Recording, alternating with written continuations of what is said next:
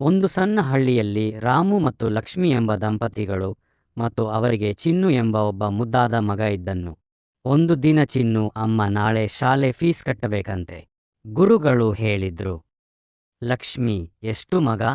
ಚಿನ್ನು, 2,000 ರೂಪಾಯಿ ಅಮ್ಮ. ರಾಮು ಬಂದನು. ರಾಮು, ಏನು ಮಾತಾಡ್ತಿದ್ದೀರಾ? ಲಕ್ಷ್ಮಿ, ಚಿನ್ನು ಶಾಲೆ ಫೀಸ್ ಬಗ್ಗೆ ಹೇಳಿದ್ದಾನೆ, ನಾಳೆ ಕಟ್ಟಬೇಕಂತೆ.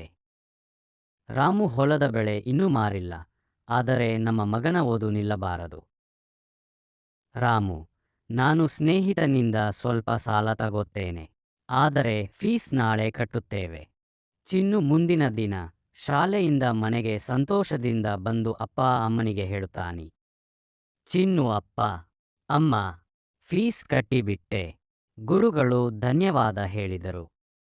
ರಾಮು, ಚೆನ್ನಾಗಿ ಓದಿ ದೊಡ್ಡವನಾಗು, ಅದೇ ನಮ್ಮ ಸಂತೋಷ. ಲಕ್ಷ್ಮಿ, ನಮ್ಮ ಕಷ್ಟ ನಿನ್ನ ಯಶಸ್ಸಿನಲ್ಲಿ ಮರೆಯಾಗುತ್ತದೆ ಮಗ.